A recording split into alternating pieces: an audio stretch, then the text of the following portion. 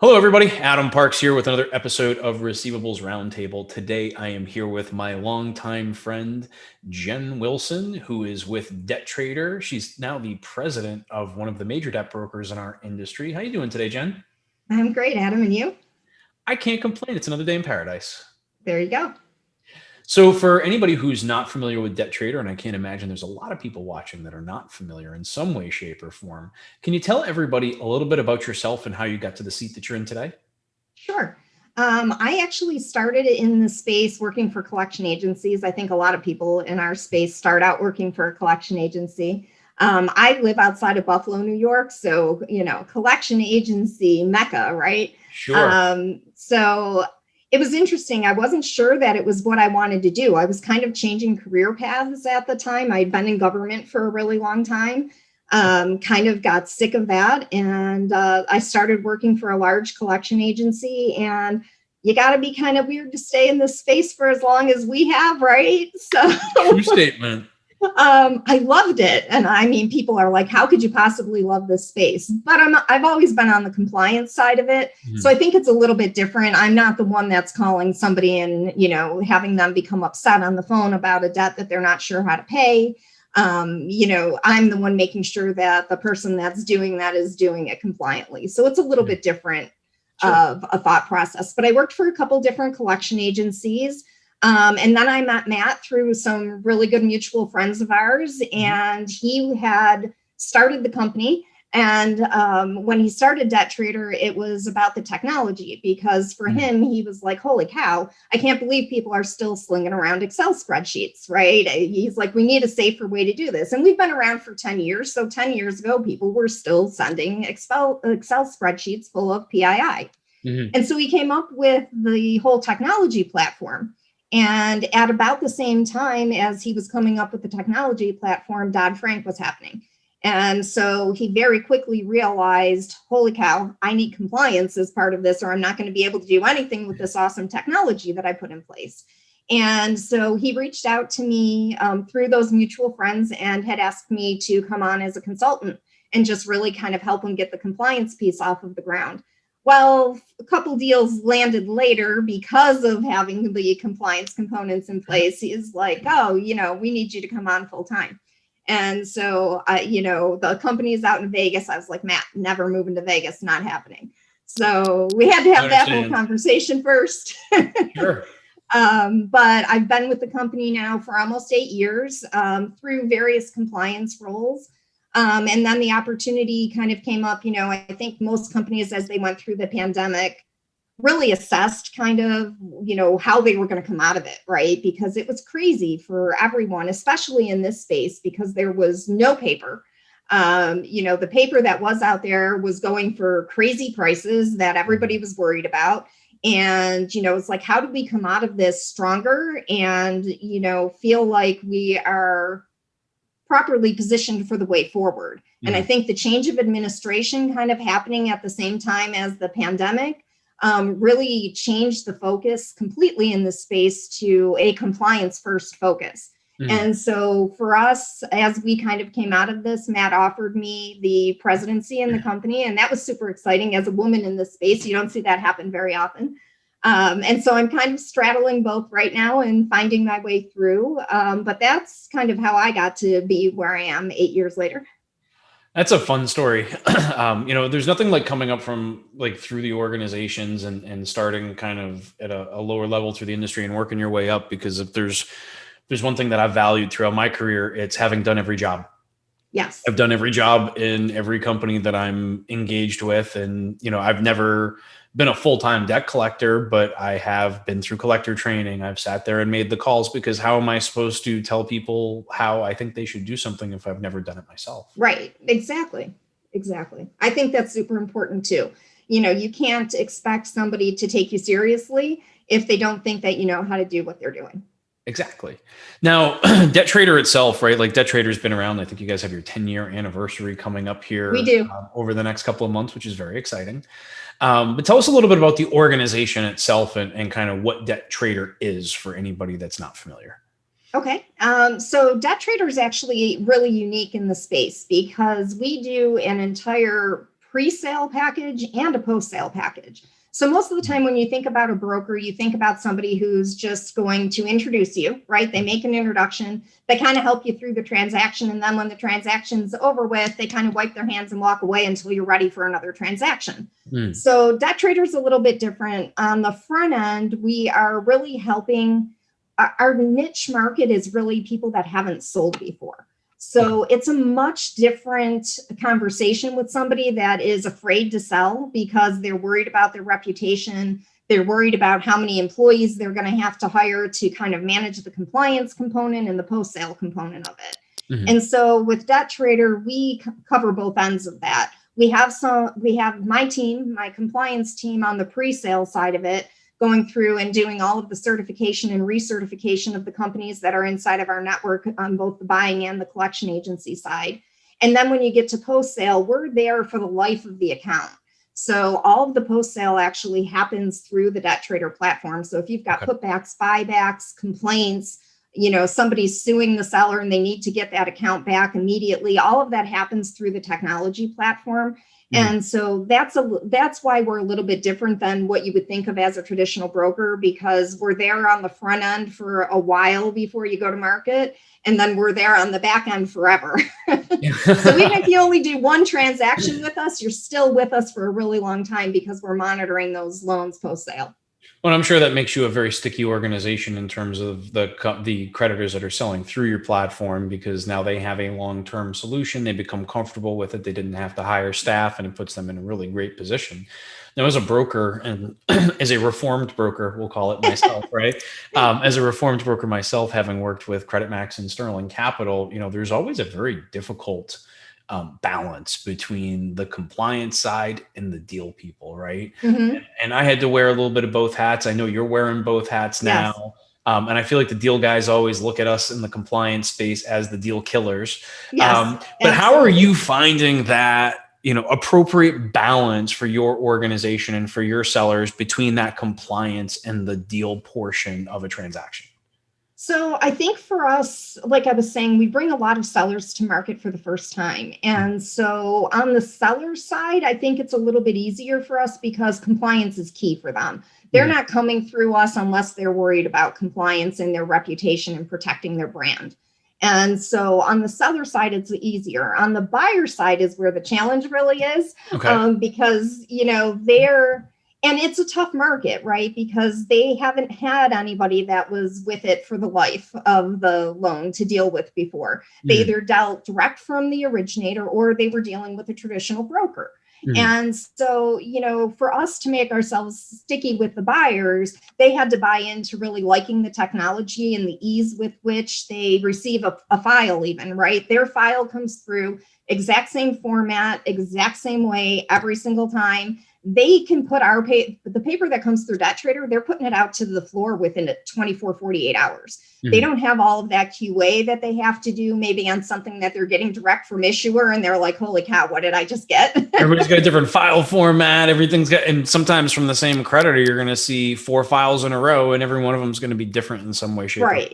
Right. Well, and I think that's part of it too. A lot of the times the creditors that we're dealing with they're pulling their information from so many different loan management systems because there have been so many mergers and acquisitions in the space over the past 10 years, right? Even on the originating side. And so one of the things that I always think is interesting is how bad the systems of record are on the seller side, right? And you're trying to help them kind of pull this data out, and it's really a struggle for them from a data security standpoint. They're like, well, wait, this is on this system, but this debt over here, that's on that system. And I don't think I can put them both together. And so that's a lot of the work that we're doing on the front end, is really trying to help them, especially when it's a consultative approach. Yeah, Okay. especially when it's a company that's been through many mergers and acquisitions like that, because they can't pull those systems together. And it's probably not worth it money wise for them, right? To convert everything all over to one LMS, I right? think it's their Because, dream, but it's the, if you look at some of the larger banks, they'll have the auto loans on one platform, credit cards on yeah, another, mortgages are over there in another state. You have all these different platforms. And I think, again, that a lot of that comes from mergers and acquisitions or just departmental silos hmm, that have existed for generations. And yeah, now, what does it take? I mean, a lot of organizations in our space have been through system of record conversions. Can you imagine doing yes, that while calculating real-time interest?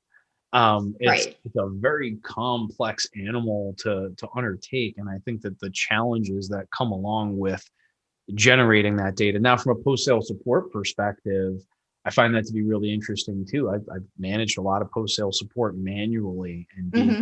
digitize that. And I know that some of the creditors had some of the major banks had done that themselves, but the platforms were never really user friendly.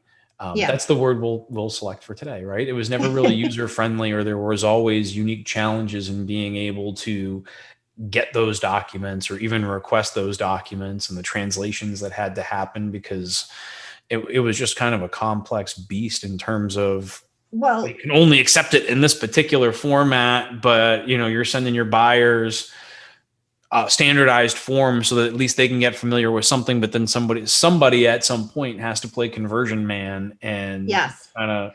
And the other aspect to it too is that if there's a financial transaction tied to whatever that post sale piece is, there's nothing out there to help you with that. And so our platform will actually do the calculations and provide the invoices to you, That's whichever awesome. way the transaction's going. Mhm. And so I think that's super helpful too, especially for a first time seller, because they don't have the internal mechanisms in place, and they don't need that headache from an accounting standpoint. They're like, Sure. wait, my accounting department doesn't want anything to do with this.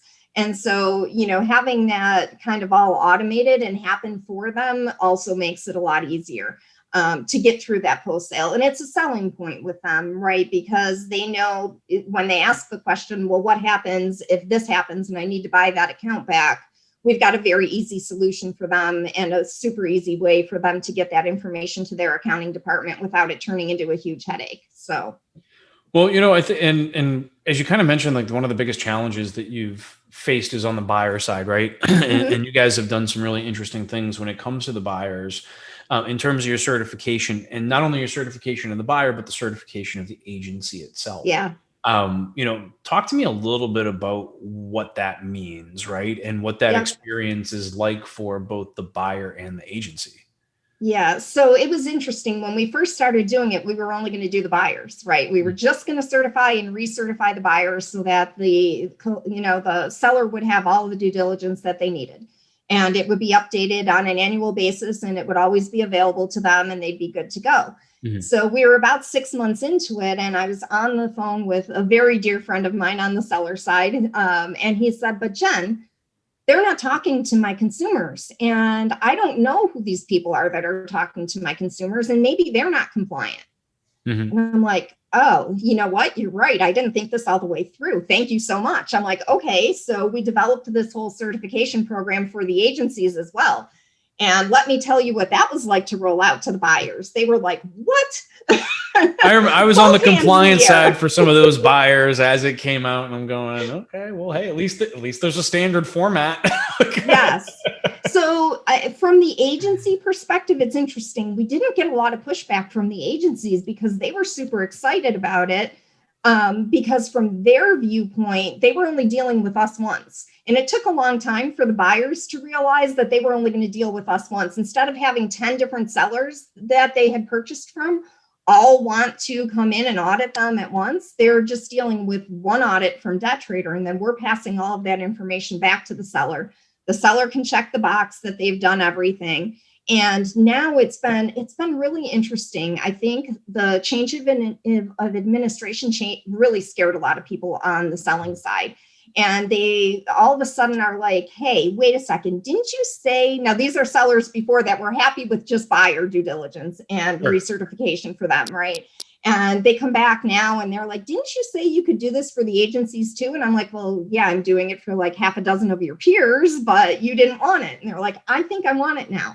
And so I think that a lot of companies are really afraid now with the change of administration and not being really sure what direction the CFPB is, going to go in and decide to focus on first, that maybe that third party oversight isn't enough and that they need to have the fourth party oversight, which is kind of crazy when you think back to, 10 years ago, you didn't even have the third party, right? You sold something, you didn't care what happened to it. And that was it wasn't your responsibility anymore. If it got sold 3 more times, that was somebody else's problem, and now all of a sudden we're worried about who the collection agencies are and what they're doing. It's a pretty huge swing to happen in 10 years time in the space. And so, it's, the nice thing about it is that we give that due diligence back to the buyers though, right? So when we do that on their agencies, then they also have that. And so they can also say, hey, this, individual outside party is also looking at my agencies and this is what their audit looked like and what kind of remediation they asked for. And so I think it's helpful, for the buyers as well, especially the buyers that maybe don't have as in-depth of an oversight program as they'd like to, because it doesn't make sense to them from a, cost perspective to maybe have an auditor going out there all the time. So my team's doing that, for all of the agencies and buyers in our network. And I think, it's great for the sellers because if they do get into a situation, and I've probably had half a dozen now sellers that have gone through either a CID or, some sort of a regulatory audit. Right? Yeah. And for them to be able to say, this is what we do from a debt sale perspective. Here are all the SOPs that the broker that I'm using has. And this is what the oversight looks like of the buyers. And this is what the oversight looks like of the agencies. And yes, I have all of that documentation. I haven't had anybody, and I'm knocking on wood, of course, Adam, but I haven't had anybody on the selling side have any issues with the regulator yet around their debt sale process. And for me, I think that's huge because, they never tell you that you're doing it right, but they're damn sure going to tell you you're doing it wrong. Yeah, true statement. As you talk about the certification, how much crossover is there? And I know that you were involved in the RMAI certification program early on, and served on the certification council and all of that. Is there a lot of crossover between the certifications? Like, I'm sure that yours is much more in depth because it's more specific to a particular purpose, right? But yes, do you find a lot of overlap between the? There is, the RMAI program is great. Like I said to you earlier, I was part of it when we were creating it. It's just a little bit different, right? They're a trade association. At the end of the day, you need to have members in your trade association. So you can't make it so cumbersome that you don't have members, right? For us, we're looking at things that they can't look at, right? We're involved in the transaction. We already have all of the consumer data. So I can listen to call recordings. I can look at the notes that are on an account. You can take it to the next level. Yeah, right? I can audit take a things that stepping they stone and can't. take it to the next level, which is great. Yes. Yeah. That's really where it needs to be. Yeah. And when we're doing that kind of oversight, we're doing it on behalf of the seller. And, we've got the contractual language to allow us to do that. So our certification program goes much deeper than RMAI's, but it's because we have the ability to do so given to us by the seller at the time that they're contracting with us. 150%, completely understood. Well, Jen, I think we're running low on time for today. I really want to thank you for for coming on and kind of chatting with me about compliance and DebtTrader and all the great things that you guys are doing over there. I'd like to do a follow-up with you at some point where we can talk a little bit about marketplace update and kind of what's going on, what's hot in the market. I know that we're seeing a lot of changes right now, the rise of fintech and all of these other things that are ultimately going to be a great part of the future of our industry. But I really appreciate you taking the time. I know that you have a very busy schedule. Congratulations on the recent promotion to president. Thank you. Well deserved. I've always really enjoyed the opportunities to work together and to be a peer with you. I learn a lot from every discussion that we have. So I really thank you for all of that. For those of you that are watching, if you have any questions, comments, feel free to leave them below. Both Jen and I will be happy to respond to those. If you have any additional topics that you'd like to see us discuss or guests that you'd like to see me interview, feel free to leave those comments below as well. But until then, Jen, thank you so much for all of your time today and all of your knowledge. Thank you for sharing. And I look forward to seeing you again in person at a conference in the near future. Sounds great. Thank you, Adam. Awesome. Thank you.